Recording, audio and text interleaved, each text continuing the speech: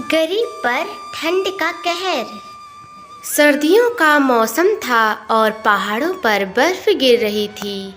वो मैदानों में ठंडी ठंडी हवाएं चल रही थी, जैसे मानो कुछ ही दिनों में पूरा गांव बर्फ से जम जाएगा। सभी गांव वाले ठंड के ठिठुरन से बेहाल थे। लोग अपने अपने घरों में आग जलाकर बैठे रहते। बच्चे भी खेलने की बजाय गर्म कपड़ों में घर के अंदर रहा करते थे।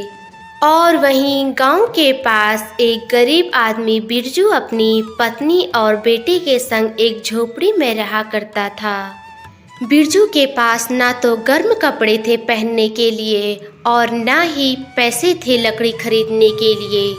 उसके पास एक पुरानी चादर थी जो उसके परिवार को ठंड से बचाने में भी नाकाम थी। पहले बिरजू अपने घर चलाने के लिए एक सेठ धनीराम के खेतों में सब्जी उगाने का काम किया करता था। ए बिरजू, अच्छे से काम किया कर खेतों में, वरना तुझे मैं एक पैसा नहीं दूंगा। अगर बिरजू इस बार सब्जियां अच्छी नहीं हुई तो देख लेना, मैं तुम्हें एक पैसा भी नहीं दूंगा। जी मालिक, मैं मेहनत कर रहा हूँ। जी मालिक, मैं अब इन सब्जियों को गांव में बेच के आता हूँ। और इस तरह बिरजू सेठ के खेत में दिन रात काम करके सब्जियों को बाजार में बेचने जाया करता था। सब्जियां बेचकर जो पैसे उसे मिलते उसी से ही उसके परिवार का गुजर बसर हो जाता था।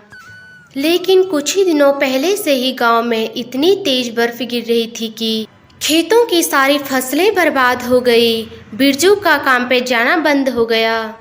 ठंड के कहर से बिरजू और बिरजू का परिवार भी गरीबी से जूझ रहा था। ठंड से उनका परिवार इतना कांप रहा था कि वह रात को सो भी नहीं पाते थे। पिताजी, मुझे बहुत ही ठंड लग रही है। वह चादर ओढ़ने के लिए मुझे दे दो। भाग्यवान, तुम यह चादर हमारे बच्चे को दे दो ओढ़ने के लिए, ताकि वह तो सही सलामत रह सके। इस ठंड ने क्या कर दिया। माँ, मुझे भूख लगी है। भूख के कारण मेरा शरीर कमजोर होते जा रहा है। मुझे गरम गरम खाना चाहिए। बेटा, मैं तुम्हारे लिए कहाँ से गर्म खाना लेके आऊँ? घर के अंदर अन्न का एक दाना नहीं है। बाहर इतनी तेज बर्फ गिर रही है कि सारा काम बंद हो चुका है। हे भगवान, आप हमारी मदद कीजिए। हम गरीबों पर उपकार कीजिए। अगर ऐसे ही बर्फ गिरती रही तो हमारा क्या होगा? मेरा बेटा भूख से तड़प रहा है। भाग्यवान, तुम चिंता ना करो, मैं कहीं बाहर जाता हूँ काम ढूंढने। कुछ पैसे मिल जाएंगे तो अपने बेटे के लिए खाना बनाएंगे। सुनिए जी, बाहर इतनी बर्फ गिर रही है, आपको इस वक्त कहाँ काम मिलेगा? काम ढूंढने तो मुझे जाना ही पड़ेगा। अगर काम नहीं मिलेगा तो घर का खर्चा कैसे चलेगा। इस बार मुझे लग रहा है कि बहुत ही ज्यादा ठंड होने वाली है। इतनी तेज बर्फ गिर रही है और साथ में कुछ ही दिनों में बारिश भी होने वाली है। और अगर बारिश और बर्फ साथ में गिरती रही तो बहुत ही अधिक ठंड होगा। इसीलिए भाग्यवान, मुझे घर चलाने के लिए काम ढूंढने जाना ही होगा। बिरजू और उसकी पत्नी आपस में बात कर ही रहे थे कि उसका बेटा बोला, बाबा, मैं तुम्हारे साथ खेत में काम करने के लिए आऊँगा। मुझे भी देखना है कि तुम खेत में क्या काम करते हो। नहीं बेटा, तुम घर पर ही रहो। बाहर बहुत ही बर्फ गिर रही है। तुम अपनी माँ के साथ घर पर ही रहो। मैं अभी तुम्हारे लिए गरम गरम खाना लेके आता हूँ। और इतना सब बोलकर बिरजू काम ढूंढने के लिए बाहर चला गया। बाहर इतनी तेज ठंडी हवा चल रही थी और पहाड़ियाँ पूरी बर्फ से ढकी हुई थी। बिरजू ठंड के कारण बहुत ही ठिठुर रहा था, पर वह काम के लिए इधर उधर भटक रहा था।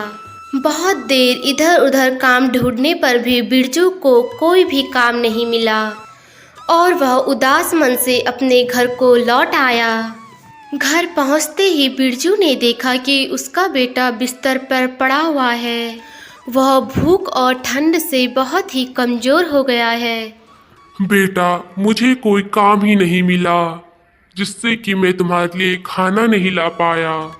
यह सब सुनकर उसकी पत्नी बोली, सुनिए जी, हमारा बेटा ठंड और भूख के कारण बीमार हो गया है। अगर हमारे बेटे को कुछ हो गया तो मैं जिंदा नहीं रह पाऊंगी। सुनिए जी, आप एक काम क्यों नहीं करते? आप सेठ धनी राम के घर कुछ मदद मांगने के लिए क्यों नहीं जाते? कमला, सेठ धनी राम बहुत ही मतलबी और निर्दयी व्यक्ति है, वह हमारी मदद नहीं करेगा। परंतु एक बार आप कोशिश तो कर सकते हैं, क्या पता वह हमारी मदद कर दें। हमारे बेटे की तबीयत भूख और ठंड से बहुत ही नाजुक हो चुकी है, आप जल्दी जाइए। हाँ हाँ, ठीक है भाग्यवान, मैं जल्दी जाता हूँ धनीराम के वहाँ मदद मांगने के लिए। वहीं बाहर पूरा गांव बर्फ से ढक चुका था। बिरजू जल्दी जल्दी भागते हुए सेठ धनीराम के घर को चले जाता है। इधर धनीराम भी ठंड के कारण घर में आग सेक रहा था। बिरजू जैसे ही उसके घर में पहुंचा तो सेठ धनीराम ने कहा, आओ बिरजू, तुम्हारा इस ठंड में कैसे आना हुआ? आजकल मेरे पास कोई काम नहीं है, इसलिए मैं तुम्हें काम पर नहीं रख सकता। यह सब सुनकर बिरजू रोते गिड़गिड़ाते हुए अपने मालिक से बोला, मालिक मालिक, मेरी मदद कीजिए, मुझे आपसे एक मदद चाहिए। मदद? कैसी मदद? मालिक, बर्फ के कारण मुझे बाहर कोई काम नहीं मिल रहा है। खाने के लिए घर में अन्न का एक दाना नहीं है। मेरी पत्नी और बेटे भूख से तड़प रहे हैं। सर्दी के कारण वह बीमार हो चुका है। मेरे पास ओढ़ने के लिए एक गर्म चद्दर भी नहीं है। मालिक, मैं बहुत ही गरीब हूँ, आप मेरी मदद कीजिए। आप मुझे कुछ पैसे दे दीजिए जिससे कि मैं गर्म कंबल और खाना ले सकूं। मालिक, जब गर्मियों के दिन आएंगे तो मैं आपके पैसे लौटा दूंगा। मालिक ने बिरजू की सारी बातें सुनी और कहा, बिरजू, मैं तुम्हारी कोई मदद नहीं कर सकता। बारिश और बर्फ के कारण मेरा सारा काम बंद हो चुका है। मालिक मालिक, मुझ पर तरस खाइए, मुझ पर नहीं तो मेरे छोटे से बेटे पर तरस खाइए। आप मुझे एक गर्म कंबल ही दे दीजिए जिससे कि मेरा बेटा बच जाएगा। अगर मैं गर्म कंबल तुमको दूंगा तो क्या मैं ठंड में ऐसे ही रहूंगा? बिरजू, निकल जाओ मेरे घर से, मेरे पास तुमको देने के लिए कुछ भी नहीं है। धनीराम इतना कठोर और मतलबी सेठ था कि उसने अपने नौकर बिरजू की मदद नहीं की और उसे घर से धक्के मार के बाहर निकाल दिया। और रोते हुए जब बिरजू अपने घर पहुंचा तो उसने देखा कि उसकी बेटे की मृत्यु हो चुकी थी। हे भगवान, ये क्या हो गया? आपने हमारी कोई मदद नहीं की।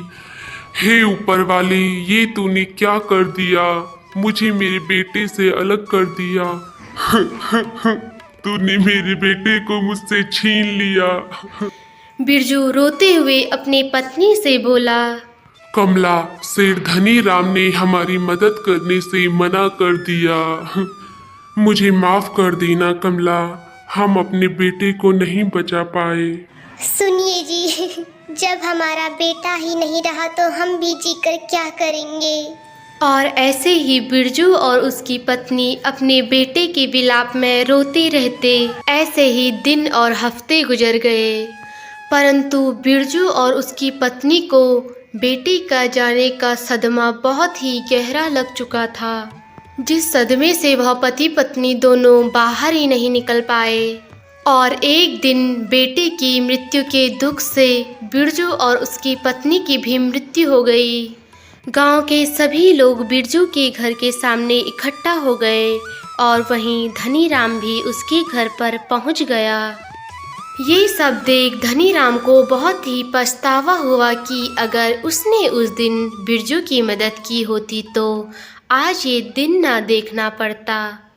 कुछ ही दिनों में मौसम सही होने लगा, बाहर धूप खिलखिला रही थी और सभी गांव वालों को यह पछतावा हो रहा था कि अगर उन्होंने बिरजू की मदद की होती तो आज वह और उसका परिवार जिंदा होता।